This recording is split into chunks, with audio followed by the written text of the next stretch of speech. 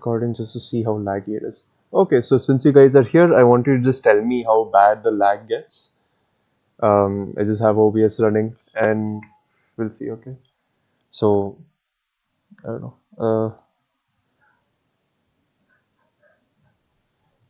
Hopefully it's not too laggy, right? I mean, I'm just drawing. Hopefully no lag is visible while I'm drawing, if there is any. No lag, bro. Don't worry. No lag, peace, bro. Abhigyan, no? You No lag, no came? lag. Yeah, me Oh, only. hey, what's up, bro? Yeah, what's up? Alright, cool. How many people do you think will join today, bro? Last time, I think like 15 people, 10, 15 people there. Well, So, I'm yeah, I sitting here, expect I'm around like, that we're much. lucky if we get 5. No. People will come, definitely. Alright, cool. Yeah. Yeah, so I also have to anyways, leave in a bit. I have to take the meeting for open source SIG right now. oh, you're doing 2 at a time. Damn, bro. Yep. Shit, what are you guys doing in open source?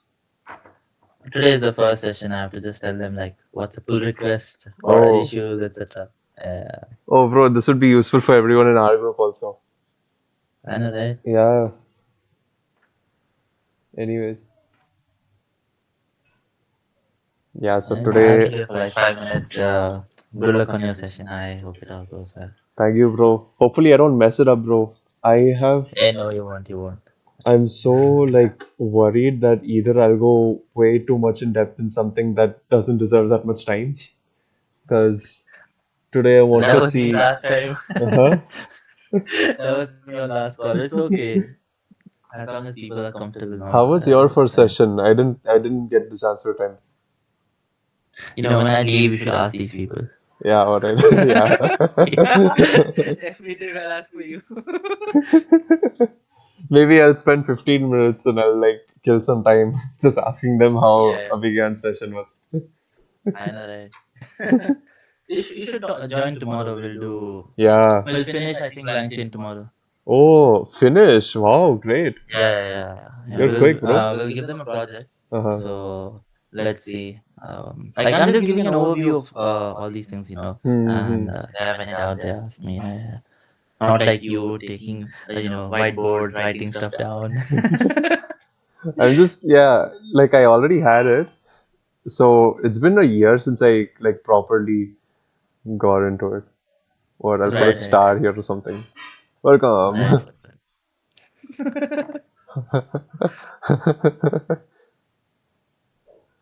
Easy. Okay. Guys, feel free to talk to him, ask anything. Yeah. Yeah, I guess that's pretty much it. How long do you think I should wait? Oh, it's been only 3 minutes. God, these 3 minutes felt like 10. Yeah. I started around 4:10, I think. So, Okay, cool. yeah. Maybe I should go ahead and like write some stuff down so that it's quicker. Yeah. Okay, so what are the main things we're going to have? Geometric deep learning.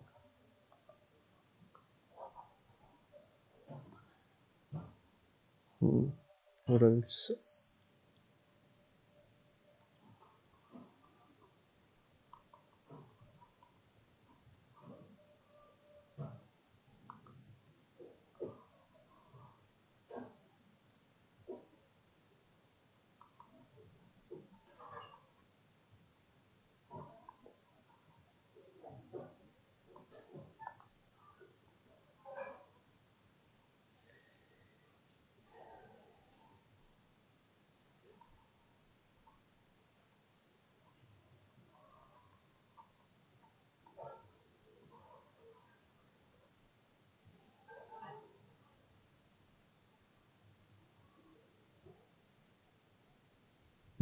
What else do I want to cover?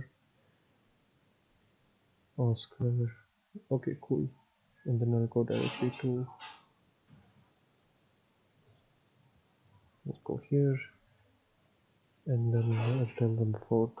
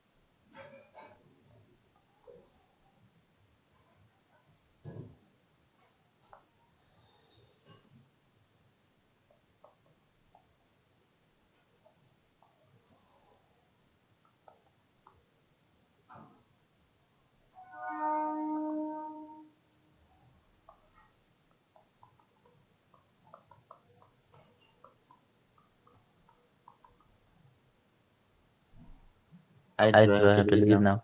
But Already? Oh yeah, man. it's fourth. It's at the same time, you know. Yeah. Alright, cool. I guess I'll be done in like 30 minutes.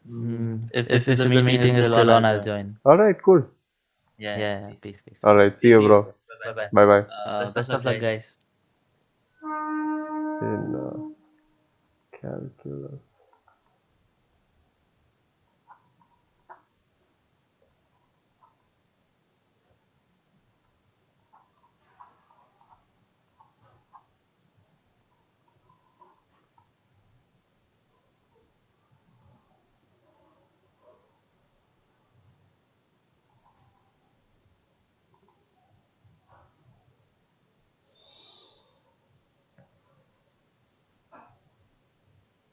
Alright, it's almost 4.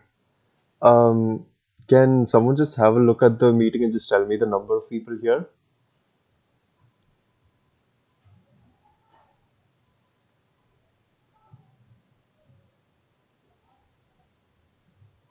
Guys? 9 people. 9 people? Okay, cool. That's good. Let's see. Give me an example of a homogeneous function. Okay, f of xy is equal to.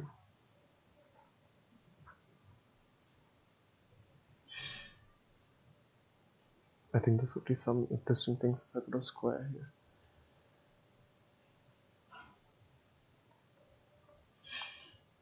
Yeah.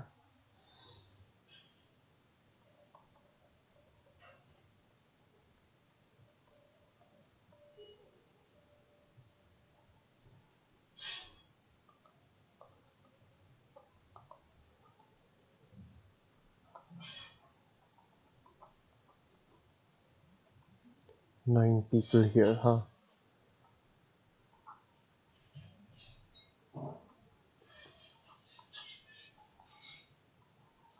This is visible to everyone, yes?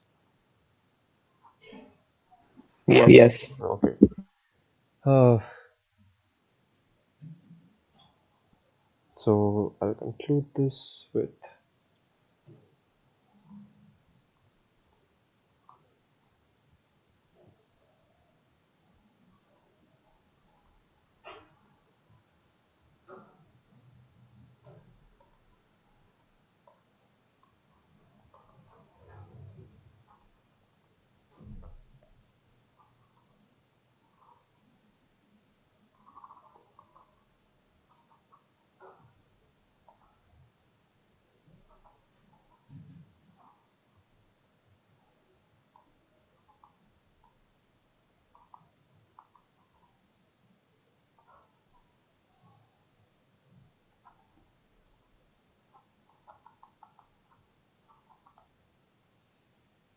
okay, cool.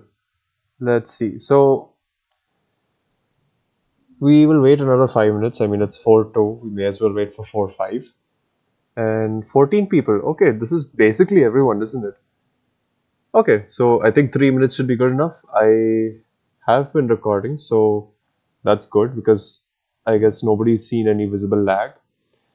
And just a disclaimer, guys, I've got a really shitty laptop, so if I like at any moment leave the meeting and such, that's typically because of the battery issue. So it'll take me some time to join back. If the session is off or it does some weird shit and closes like right as the meeting is ending, then we'll probably end the meeting. But in any case, wait for me to text in the WhatsApp group, okay?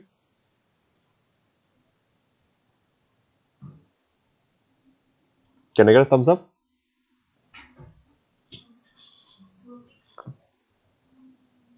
All right, thanks.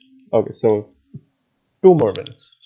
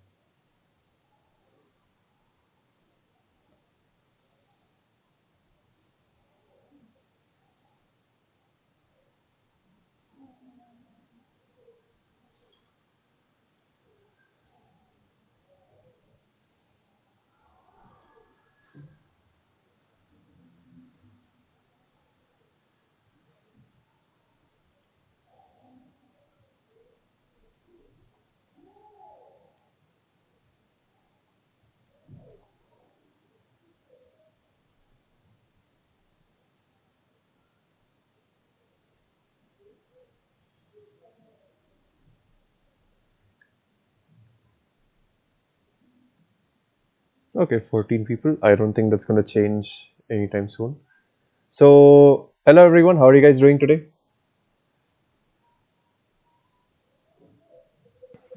Fine. Hello. Fine. Good. Okay, cool. So, I'll go ahead and start. So, welcome. This is your first session on the ML part, and we're going to try to, since it's a special interest group, I was thinking we will try to go a little bit more in depth compared to other, like just typical ML courses. So, hi, glad you're here. We're going to start right away. So, I'm going to start with a brief overview of the things that we will cover and just like a conceptual explanation so that you guys have some intuition about how we're going to go about things. So, we're going to be basically focusing on four different things. Oh, and one little thing over here plus verification.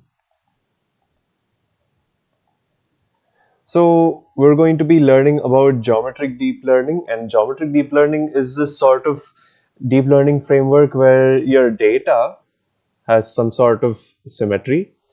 Anyways, I'm going to get more in depth with it and start from more of a more scratch, more of a like I'm going to start from scratch and explain things a little more clearly. And the next thing we're going to be going into is logic programming and functional programming. So to give you a little of a preview about where logic programming even came from. Before we had things like PyTorch and all these like do you say recursive and numerical approximation things, which is what a ML which is what a machine learning model is. We had things where we would try to frame a statement in propositional logic. So, for example, you could state you could have some statement like Alice has a cat. So this would have, do you say, this could be framed in terms of these two variables where you're trying to fill in the gaps between dash has a dash, and over here, this is your Boolean variable for Alice, Alice being 0 or 1, and over here, a cat, 0 or 1. So what I mean to say is that if we assume that these two objects over here are some sort of a Boolean variable, then you can say either Alice does or does not have something, and either it does not have a cat or has a cat. So I think this is a terrible example actually, but I'll try to explain these inferences a little better when we actually come across it. So the next thing is functional programming. So over here in logic programming, the main thing that you're writing your programs from are from logical facts. And most of your programs are going to come from inferences. So what people would try to do in early days of AI and ML is what they would do is they would define logical facts concerning like some information, like it would have some set of sentences like this, and it would have its defined set of Boolean variables. And from these defined set of facts and variables, you would try to infer something. So this is a different view compared to typical ML, where in ML you're trying to see which is the most probabilistic prediction. In the case of logic programming, you're trying to see what is logically the most proper prediction. Now, in functional programming, compared to things like object-oriented programming, in object-oriented programming, your central objects are an object and the class that defines it. So functional programming changes it from it being just the data and a function. And so it's possible to, instead of having this sort of framework where everything is modular, where you have classes, it defines its own objects down here. we have a different way of modeling things where everything is a function, and you're going to keep passing further functions into it, and you would write this program in this stylistic way. Lastly, we're going to try to see how we can use things like Oscar and Julia. So Oscar and Julia are what are used for scientific computing.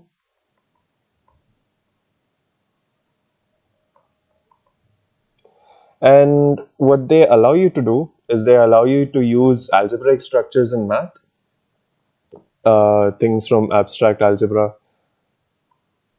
as actual programmable objects. And so you can model your data as some sort of algebraic object instead, and you can perform computations and calculations. So hopefully, or not hopefully actually, this probably confused you a bit. So this is what I was hoping to do. I was hoping to not confuse you, but to give you a sense of, okay, there's something over here with GDL, there's something over here with logic programming, there's something over here with functional programming, and Oscar and Julia. And I wanted to sort of instill this curiosity key. You guys would be interested to find out what's next. So in typical deep learning, your data is unstructured, and it's more about what you do with the training aspect of your entire model, where the data is completely arbitrary. We don't care about pre-processing this data in any way. We don't care about any aspects or properties this data might have. And regardless of any data, we want to be able to get the same accuracy and same results. Now, what geometric deep learning does is it assumes that your data has some inherent structure in it. And by structure, what I mean is symmetry. Now, what do we mean by symmetry in the first place? So by symmetry, I mean ki suppose you have some list of data. So say our data looks like A, B, C, and so on, right? It's a big, huge list. And somewhere along the list, around the middle, over here, you start getting just the squares of these things. So if you were in the normal, typical deep learning setup, you would have something like, say, this goes for this. Let's say this data is of length 2n. Okay. So in this typical data sense, you're taking your input of length 2n, and you're just passing it off without any processing. But in this case, you know that you don't need to actually stick all of this in your memory. You can instead store half the vector, and you can just remember this rule about, okay, for every entry over here, I just need to square it, right? So what GDL is trying to do is it's looking for this sort of symmetry,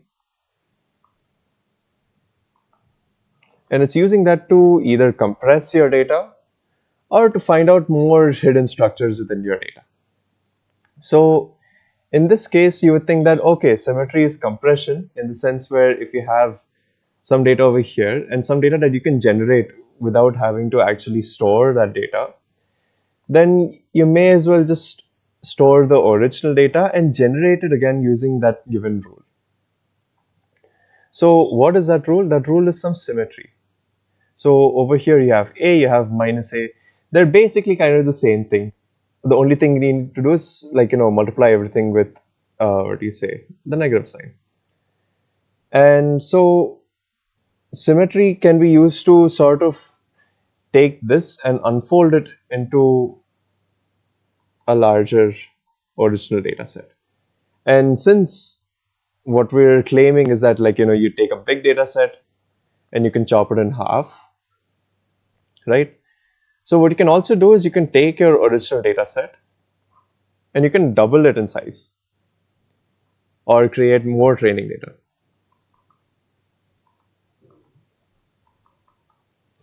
So these are some of the useful aspects of trying to identify the symmetry within your thing. So it is worthwhile to try and pre-process this.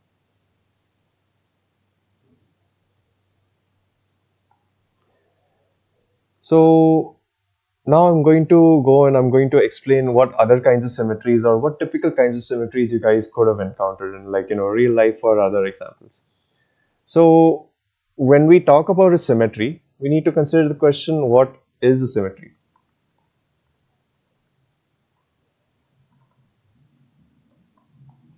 So a symmetry is any transformation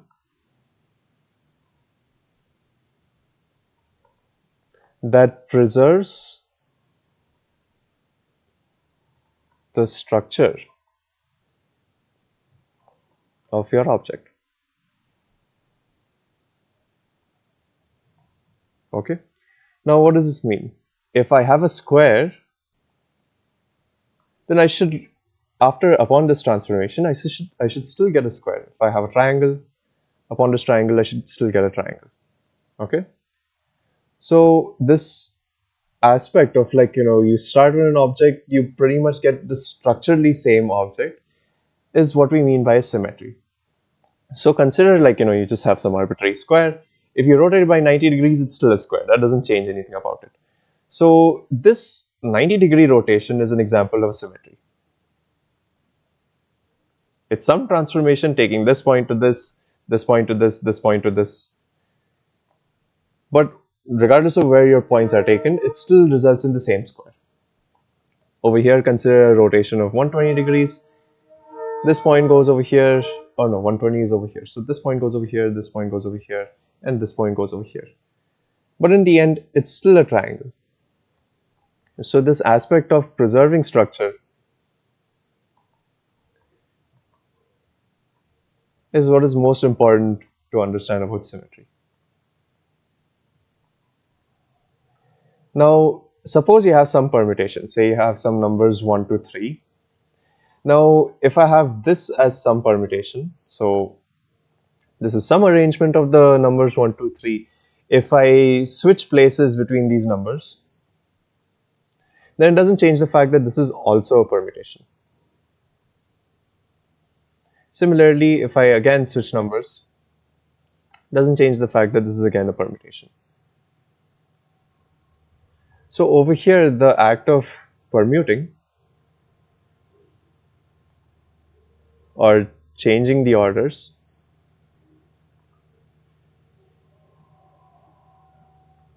is a symmetry.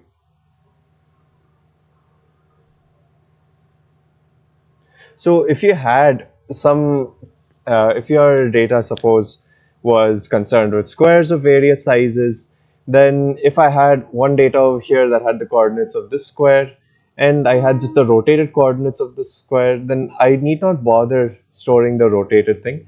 I may as well just store this and remember that, okay, this has a 90-degree symmetry, so I'm just going to perform a 90-degree transformation on this data. Similar case over here, if I had data pertaining to triangles, I just store the original triangle and store its related symmetries. And over here, if I had a permutation, I'd store the original permutation and I'd store its other permutations. So what I'm saying is that basically under these symmetries, these two things are equivalent, right? Over here also, I'm saying that all three of these permutations, they're all equivalent. And last two examples is, let's just think back to, like, 10th grade math. A homogeneous function is defined as, like, some function such that if you scale it up with lambda, it gives you back the same function. So over here, take this example, you have x squared plus y squared divided by xy plus x squared. If you divide it, I think you guys know, right? So it's just lambda square x squared plus lambda square y squared. Over here, lambda x lambda y becomes same thing. So lambda square x square. All the lambda squares get cancelled, and that gives you the original function f of x comma y. Is everyone clear so far? I just need one person to say yes. Yes. Okay, cool. Now, last example for symmetry. If I had a square and I scale it up in size or scale it down in size, this on the left hand side is a square. Upon transforming, I still have a square. So scaling is also a transformation. Okay. And the reason why I put scaling over here in homogeneous function is I wanted to give this sort of idea that, oh, look, we're basically scaling the function over here. And over here, we're scaling a square. So I wanted to have this sort of like, back and forth with these two examples. Okay, so the basic thing about geometric deep learning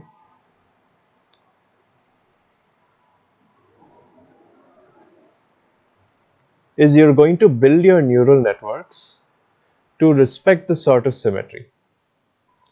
So over here, like, this, you don't necessarily need to remember it, but it's a useful acronym. The symmetries of geometric deep learning can be defined by the 5Gs. That includes groups. Groups are algebraic structures that relate to symmetries. So this means rotation, scaling, so on. Grids is a special case of a group, and it's much more simpler. So when we go into the maths behind these different algebraic structures, it'll be more clear. But grids mostly related themselves with symmetries of translation. What we mean by translation is, suppose you have 2 points A and B, okay? And you consider the distance between A and B, dA, comma B. So if I take A and B over here and I move it slightly to the right, so plus some h, then d of AH, suppose BH, is exactly the same as d of AB. If I move these points by the exact same distance, then it doesn't change the fact that these points still are just as far from each other as in the original case. So because of this, we can say that upon translating your A and B, translating your points by some number h, you still have the same distance. So distance in this case, the action of calculating the distance between 2 points is, has the symmetry of translation.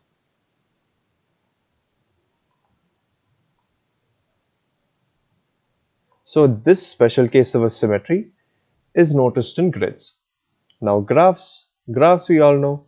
So in this case, we don't mean graphs as in like, you have some f of x and you're plotting something like this.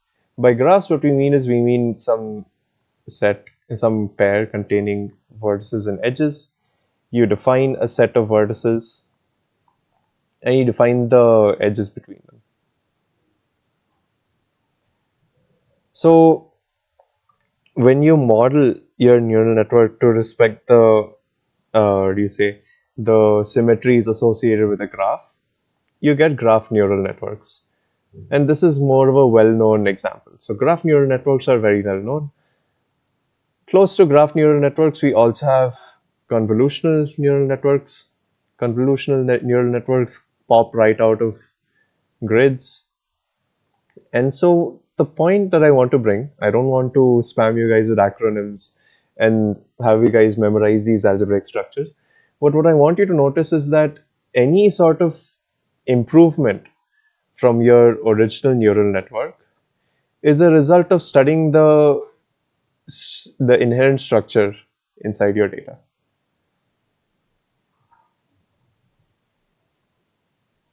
You get a CNN or a GNN, anything, right? Gauge symmetries and gauge fields are slightly newer. So I think I won't get into that. I'll give a small brief explanation of what it is. So gauge symmetries. So far what we've talked about like, we've talked about translation symmetries, right? Translation, rotation,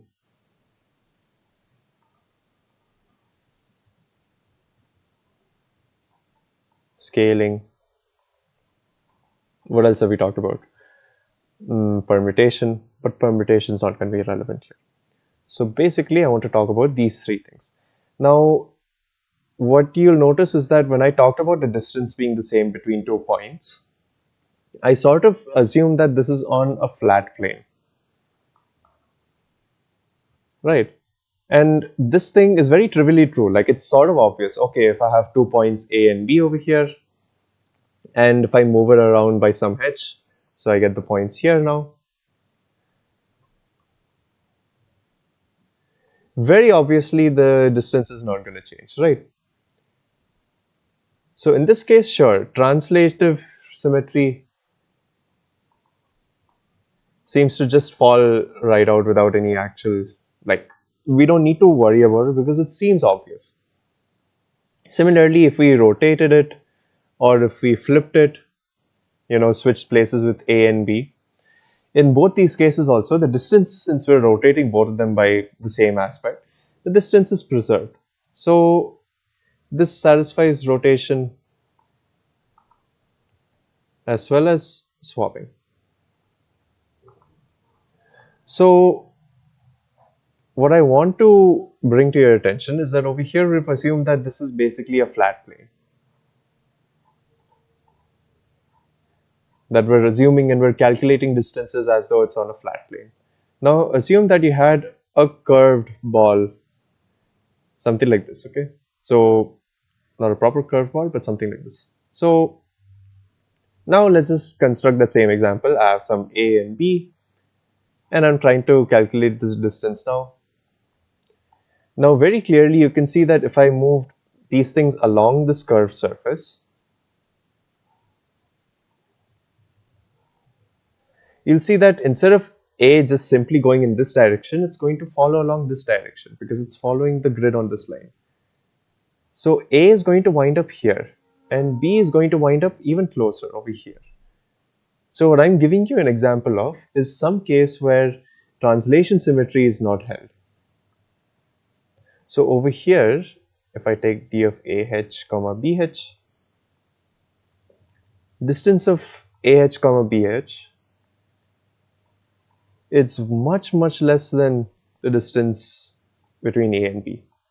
So what I've given you here is an example of where this translative symmetry does not hold. So moving this by some distance h does not preserve the distance. So when we want to figure out, okay, we've shown that some symmetry does not lie on this curved surface, and we want to generalize it, okay, I want to be able to find symmetries based on all surfaces. So if I have a sphere, if I have something funky looking like this, I want to be able to define symmetries of all of these.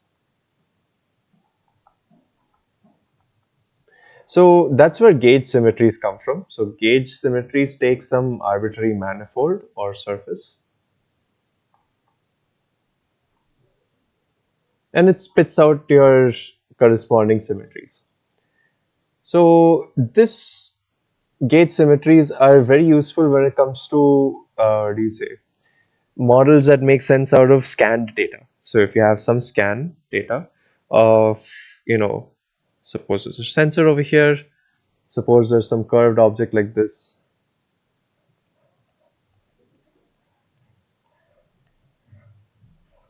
Now if you scan this entire thing, when you actually see your data set, it's going to look basically horrible. It's going to be this extremely noisy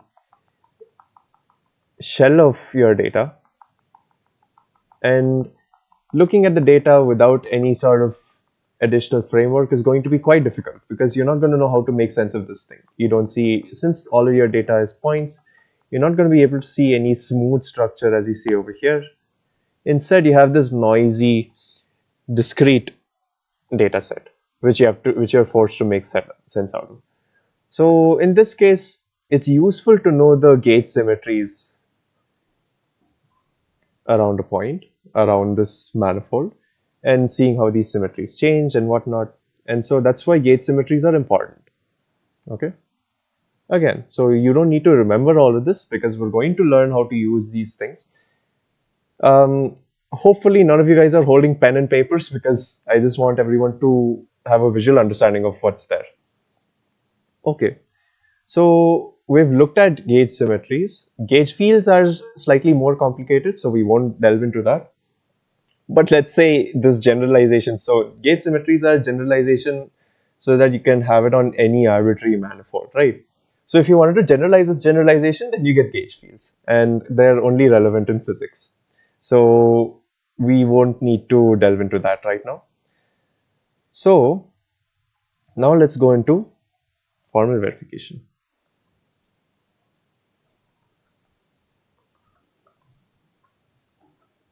What is formal verification? So formal verification is a type of software testing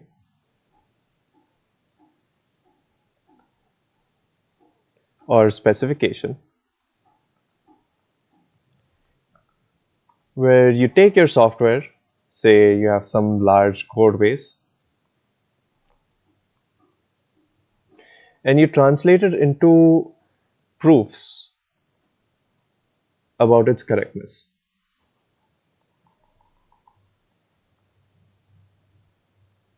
So what do we mean by proofs? Proofs are your typical derivations. You know, you have like, if you'll remember something like some proof about like, what do you say, differentiation, suppose. If you had some sort of function f into g into h, right, and you wanted to differentiate all of these things, then you can prove what its expression is by using the, what do you say, product rule, right? So I'm giving an arbitrary example over here. No need to remember what this is. But what I want to show is that you use some sort of axiom or some sort of rule, and you derive subsequent steps for your proof. So now the question is key, okay, this is completely maths. How are we going to translate something from something that is software into something that you can actually apply rules and what do you say, axioms and theorems and so on? So what we do is, let's take an example. So suppose I have some program. Let me scroll further down actually.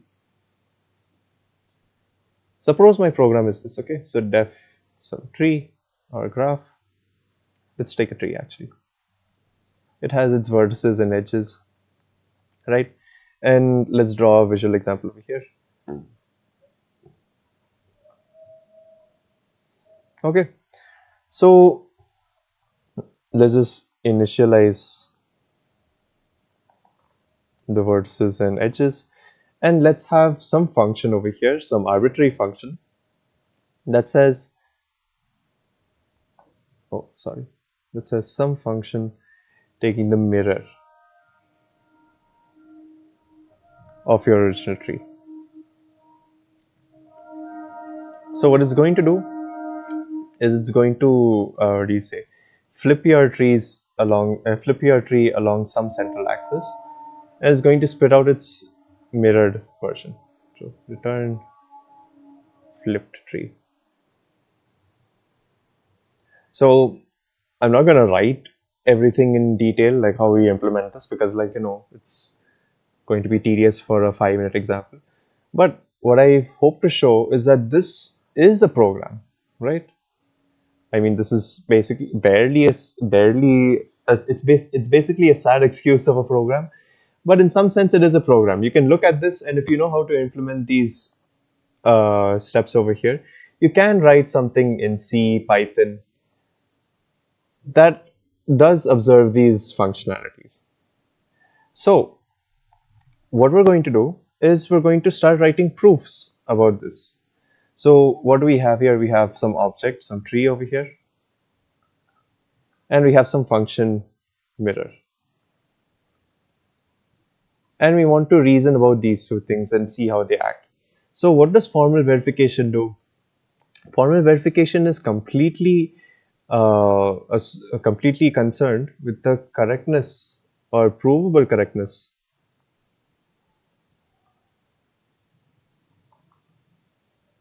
of your programs. So say I have a tree over here. Oh, is it not working? Okay, it is working. Cool. So say I have this tree over here. If I apply the mirror function, then it's going to give me this, right? And what provably correctness, what do you say, provable, what finding provable correctness of your program means is that you would take your function mirror, that's abbreviated to MIR. So if I take MIR of t, then I can say key if I apply MIR twice, that is, if I flip it once and I flip it again, that is basically the same as the original thing. True, right? So if I apply a mirror function twice, then I flip this again,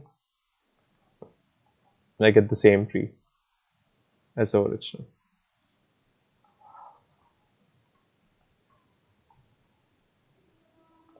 Right? Similarly, I can say key, okay, if I apply the mirror once and it is equal to the same mirror as before, same tree as before, then this is a symmetric tree.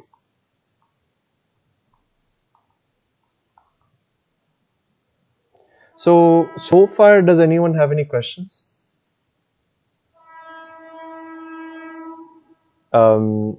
Maybe if any of you are confused where this is heading, or if you're confused about the overall idea of things, or if something in particular seems confusing.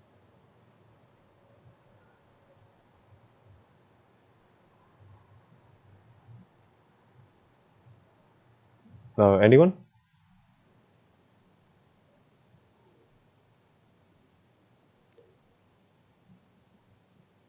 Okay, cool. I'll just continue then.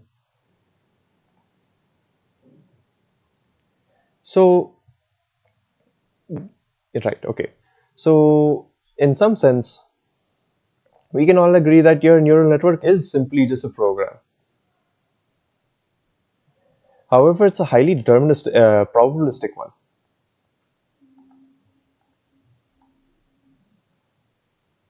And what we would like to do is, given this probabilistic model, I think we're all aware of things like hallucinations,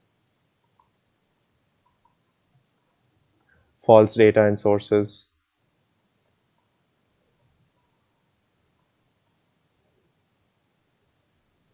And what are these? These are basically evidence of buggy data, buggy behavior. And so the ideal situation is that we can take this probabilistic model and we can completely eliminate all of these by proving that your neural network is correct. So what this would involve is, say, like, you have some neural network model, you calculate your accuracy every time you try it on some new training set or new raw data, and you can prove key, okay, regardless of what arbitrary data you have, my accuracy is always going to be above some certain bound, so some epsilon. This epsilon could be some number like 94%, 95%, whatever. So what you're doing is you're providing this accuracy key.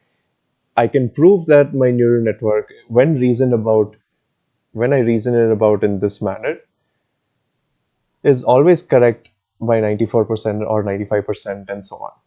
So for this, earlier I mentioned that GDL is going to be implemented via PyG, which is the equivalent of PyTorch in geometric deep learning. In formal verification, we're going to be dealing with these tools called Alpha Beta Crown and AutoLERPA.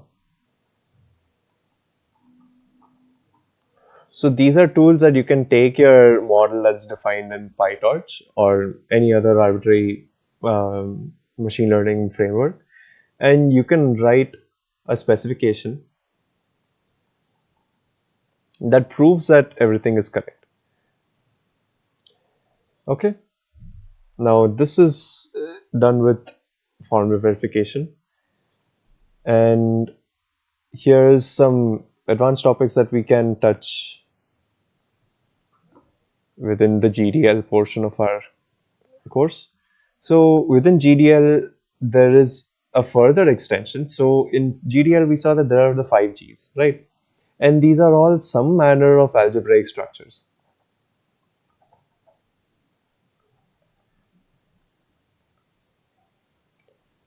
And what are these algebraic structures? As you'll see in further lectures, algebraic structures are basically some sort of set with some sort of rules about how that set has to act. Some rules or axioms. So there is a generalization of GDL that is called categorical deep learning. So in this case, the structure of choice is called a category. And we use that to, inform our structure about a neural network. And this pertains to a very abstract field, but surprisingly accessible field in math called category theory. If we have the time, we will delve into category theory and how we can apply this to neural networks to have a more structured approach to constructing our neural networks. And along with category theory, there's something else within categories called sheaves. So you can think of sheaves as a generalized graph. So a graph is some sort of special case of a sheaf. In a graph, what you would typically associate is, okay, there's some number 1, 2,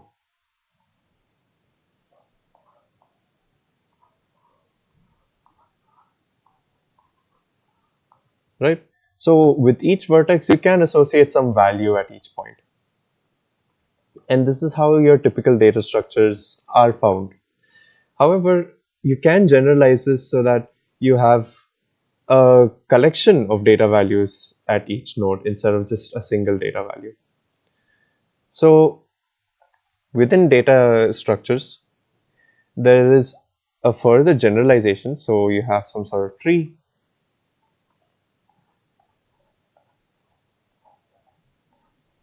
It has some values inside, but it has only one value at a time. You can generalize these to something called B trees, where over here you have a list inside each of these nodes.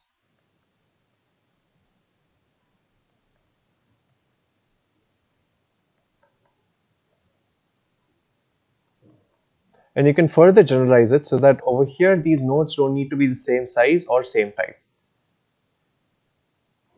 So in a B tree, regardless of what all values are contained over here, those may be different.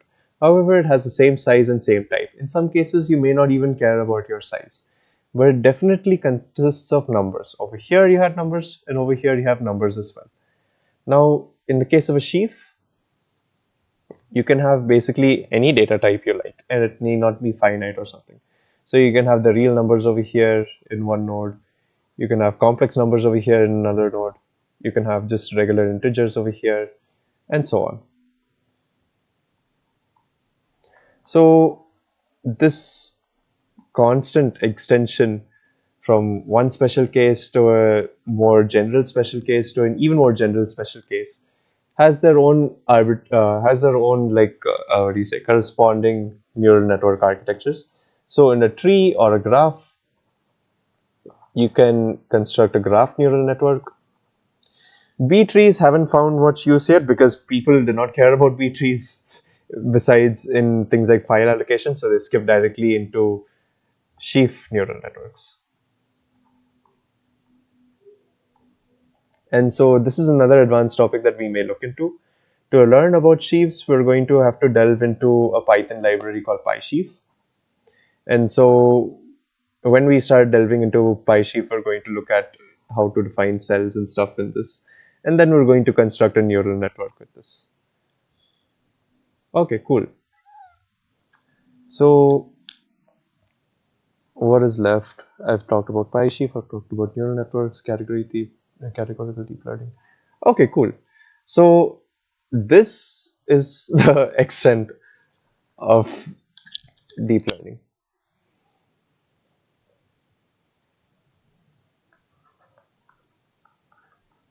So if we get to go through deep learning completely, we're going to go to this extent. And one open question that I would like to show is that while formal verification tools exist, these actually concern themselves only with regular neural networks. So they don't concern themselves with things like graph neural networks and so on.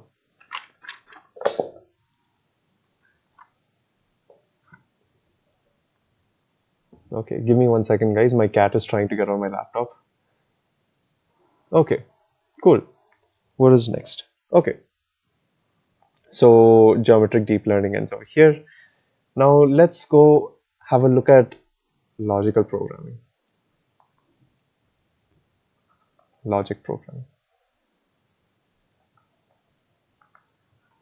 So in logic programming, the two frameworks that we're going to learn is Prolog and Problog. So in logic programming, it differs from object-oriented programming in the sense where it starts with an in object-oriented programming you have an object. Guys, give me 1 second. I'll just keep my cat in the room. He's biting my fingers off. Bhaiya, can you please keep Hilbert in the room? He's disturbing me.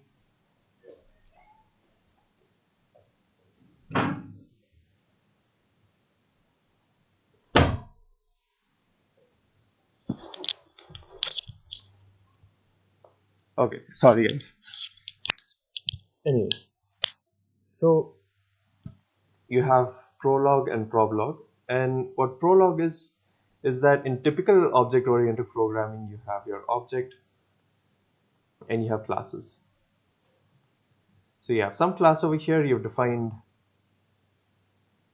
how an object is created with its constructor. You've defined its data type, so you can have something like a name, and you can have something like a roll number, and you can generate little objects out of this class. Now in logic programming, what you do is you define a set of propositions and facts. So you have a collection of facts. You can say something like A implies B, and then C implies D. And then let's say something like D implies B.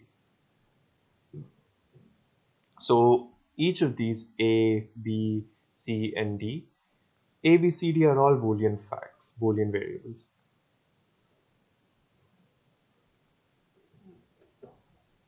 And from these Boolean variables, you have these rules that allow you to infer something from these variables. Now combining your inference rules and your Boolean variables, you can start to ask questions. And so you can say something like, since since you can see that D implies B over here, is it true that C implies B as well? Right? This we can say is true. We can see this, we can see this, we can very trivially infer that yes, this thing is true. And so in logic programming, in the object-oriented programming, your compiler is more concerned with the type checking of your objects and so on, and the creation of these objects and their classes. In logic programming, your compiler is mostly concerned with finding inferences from your set of data, from your set of facts. And so what people used to do before they went to what now is AI. So old AI used to have okay, you have these facts. Let's suppose you have some probability with these facts. And from the facts and their probability, you would try to infer something. And so this is very similar to having some sentence over here. Let's say a sentence over here and some blank over here. And you're tasked with inferring what is inside that blank. And your probability is based on what you used to see in your predefined set of data. So you can see that this is very similar to what modern approaches of neural networks are. And to appreciate that sort of difference, or maybe just to try to incorporate this sort of theory into our models of neural networks, we're going to delve into the associated programming language called proplog. So this stands for probabilistic logic programming.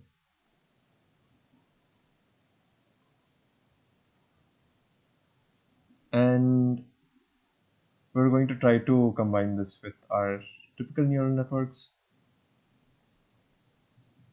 And yeah, that's probabilistic logic programming.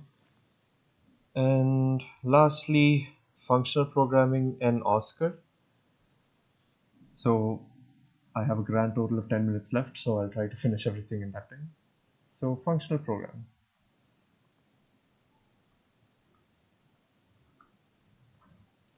So functional programming has another whole list of programming languages. So in the design of this language, you have things like you got things like Haskell, Rock,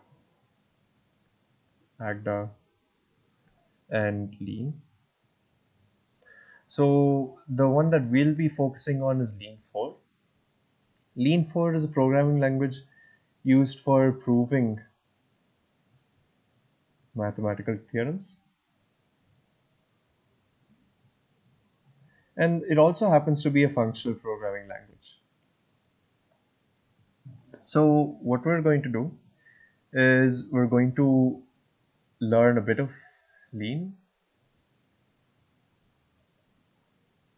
We're going to learn to prove some small statements, theorems.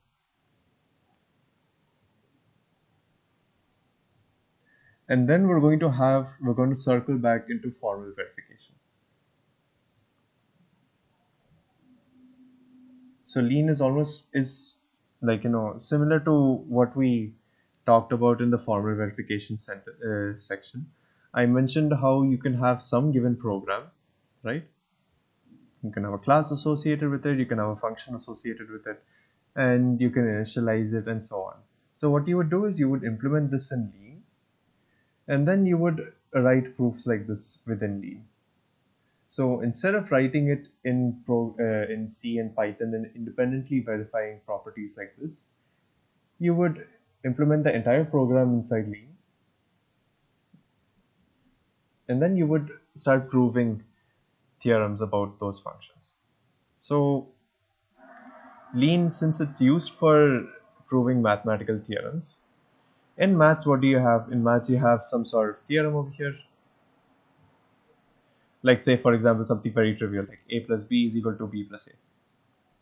Or no, let's take something slightly more complicated. Say a into b plus c is equal to ab plus ac. So what you would do is you would have some steps, right? You would say, okay, multiply everything inside this bracket. And well, the proof's done. So just this rigorous steps, and then you would see, okay, this LHS over here is equal to the original one's RHS, and your proof is very laughably finished. So this whole, what do you say, charade of taking your statement, stating it, and then performing your steps of each proof is what you can do in Lean. And so in Lean, what you have is you have your type checker. And instead of your type checker again compiling your program, it's going to compile these proofs as well, such that ensuring that every single step rigorously follows from the previous. And since it's based on maths, you could have, say, okay, I have a theorem over here, I have some other theorem I was referencing, and I referenced another theorem over here. And so what it ends up doing is, it to prove some given theorem, you have to rely on a graph full of other existing theory already. So when we're exploring Lean 4 and functional programming, I'm going to introduce you to some of my research projects that are very heavily involved in Lean. We're going to explore things like automatic differentiation. So I wanted to keep some of the projects available for you guys so that they're a little bit closer to ML. So automatic differentiation, generalized. This is one project that I can start. Another project I could begin with you guys is something called functional gradients.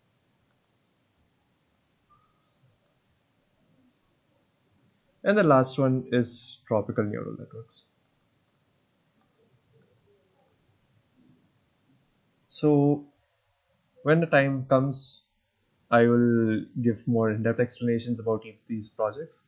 So you can go two routes in this course. You can either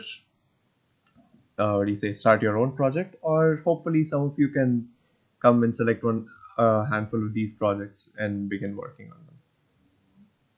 Okay, now lastly we need to talk about Oscar.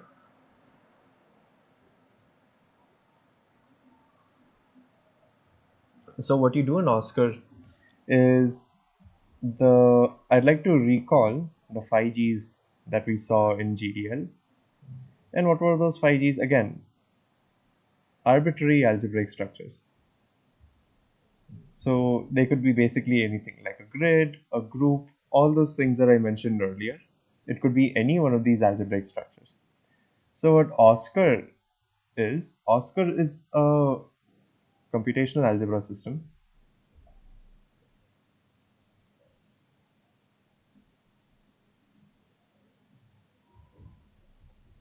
that's written in a programming language called Julia. And what Julia is a programming language equivalent to Python. However, equivalent in the sense that it's just as high level. So what do we mean by high level? We meant that, like, okay, we have a program written in Python, we have a program written in Julia, and if we read something in Python, it's basically English. Aside from a few function calls, there's nothing much complicated to understand within Python. You say int a equal b, it's just easy to read, or this is a bad example, but I think you can all agree that Python is a much easier language to understand compared to other programming languages, say in C or C++ and so on. So Julia has the same high level expressiveness as Python, but it runs as fast as C. So Python is an interpreted language.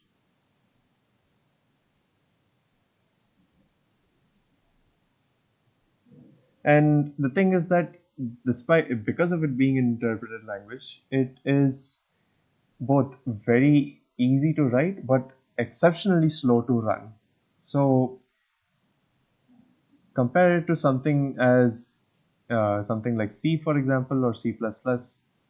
Your C code is going to undergo compilation and is going to generate some sort of assembly code. And that assembly code is directly run in your CPU.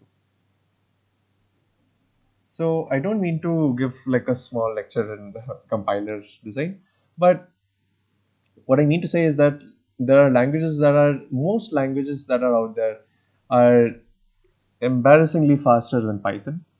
And so Julia tries to overcome that speed deficiency within Python.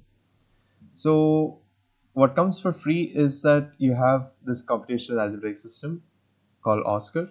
And what Oscar does is it implements things like groups and grids and all these algebraic structures as native items,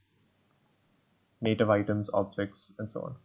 So basically, if you have your typical programming language, things like arrays, integers, and so on are already predefined in your programming language. Strings, every data type that you've come across is predefined. You never had to explain to your CPU what a string is, what a float is, or what a boolean is. They were simply predefined for you to write your programs in. However, if you wanted to talk about groups or grids in your programming language like C, you were unable to do so. So that incorporation was brought about by Oscar, and this should allow us to play with these algebraic structures more freely. So this I hope to teach to, like, give everyone some hands-on experience on what these groups act like. Okay, cool. So sadly, I was hoping to make you guys construct a neural network, but I've run out of time. I'm glad I could like at least finish up to Oscar. But yeah, um, I'll give, yeah, fine. I'll just do the neural networks one next week. So next week, I'm going to explain what a neural network is. I'm going to help you construct a small one based on breast cancer data. And yeah, after we learn how to create a small neural network, we're going to learn how to use PyTorch, right? We're going to create more formidable neural networks. And then after we go upon that, we're going to learn how to verify it with alpha, beta, crown, and autolerpa.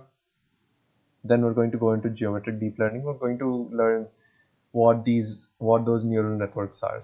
I mentioned GNNs and CNNs. Yeah.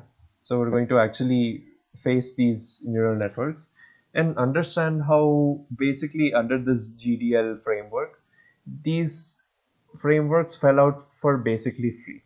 Now, one thing I'd like to say about like a comment about the development of ML models, specifically like neural network architectures, is that things like what do you say these specialized neural networks, things like GNNs and CNNs, they all were independently discovered. So people independently came up with things like convolution and a window for processing your data in a convolution. People independently found out a way to relate graphs related to the data with a neural network. And what GDL is going to help you realize is that by understanding these algebraic structures first and then trying to build a neural network around them, you can construct neural networks out of any arbitrary of these algebraic structures. So after I teach you guys to construct a neural network, I'm going to have some math lessons explaining each of these concepts. And then after that, we're going to construct neural networks, geometric neural networks. And if there's time, we'll go to sheaves. After sheaves, we're going to learn a bit of logic programming. I'm going to teach you guys how to write programs in Prolog. And then after you guys are, what do you say? After everyone is comfortable with Prolog, I will teach you guys how to write in Problog. After those two are done, I'm going to take you guys through functional programming and Lean. We're going to do some small exercises in proving statements in Lean. I'm going to explain what my research projects are, and at that point, we're going to start working on our projects. And suppose we finish our project and we have some tangible result at the end of the course, we'll delve into Oscar JL and we'll spend a few classes just playing around with groups and grids. Does anyone have any questions? Or maybe I have a feeling that this was an extremely confusing session. So by raise of hands, how many of you have no idea what went on in the class.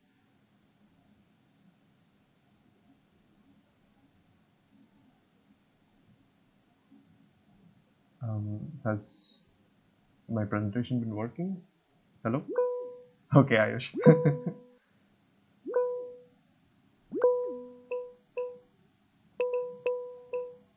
Oh no, guys. Half the class doesn't know. Okay, fine. That's okay.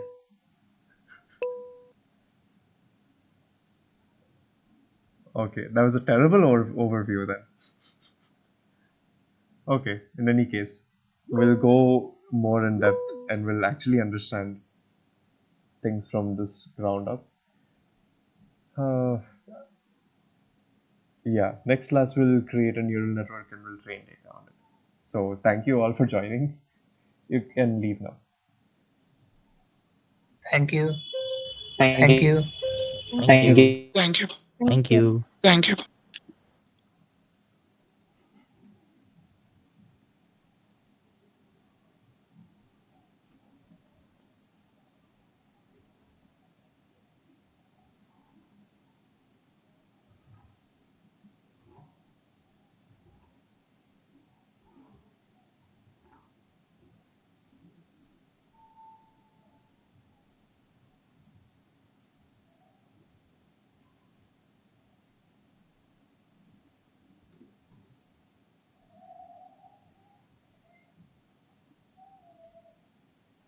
How was it, bro, Farhan?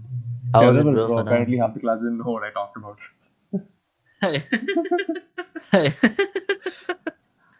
Gone only, Yeah. bro. Maybe a bit too Yeah. early. ML is pretty. ML is pretty hard to get into. Pretty hard Yeah, to get into. but No like, worries, bro. yeah, No we'll worries, see. bro. Hopefully 6 months ke end mein they'll learn something. Yeah. I'll I be mean, able to bro. teach something. Yeah. I mean, bro, that's mostly second Our years, class not was have mostly like too second much, years, bro. yeah. You should not have like too much. First year and second years. I mean, First year and second years. I mean, Oh, like current to be second second years. years. Yeah. So don't expect much. So That's why, don't expect much. even for my That's why I gave an overview. That's why I gave an overview. I didn't go Yeah, too but much in my detail. overview also was like seems to have confused a lot of people. Anyway, 6 months are there.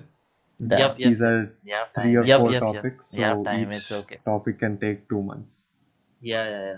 Easily. Yeah. Maybe can I arrange for having more classes per week? Yeah, definitely, bro. If you do Yeah, that. Yeah, 'cause definitely, I bro. If you don't do think that. I'll be able to cover it in one class per week. Yeah, that's the same realization. That's the same Yeah. realization I came up with. When did you join back, bro? No worries. 4:30. 4:30. 4:30. Yeah. What part were you at? Yeah. Like when you joined the class, what was I explaining? Wait, I'll tell you. You were Going on about explaining TCC. no, that was explaining TCC. No, that was before. Wait, GNNs. GNNs. Yeah, no. It was pretty late. Yeah, no. It was pretty late. I think it was before that. You're explaining some Wait, I'll math. tell you. You were giving You're an explaining some example, I math. remember. You're Yes, giving an example, I differentiation. remember. Yes, differentiation. Oh, okay. Rule or something. So I think Yep. I think somewhere here only. No? Oh wait, I should stop the recording, bro. Oh yeah.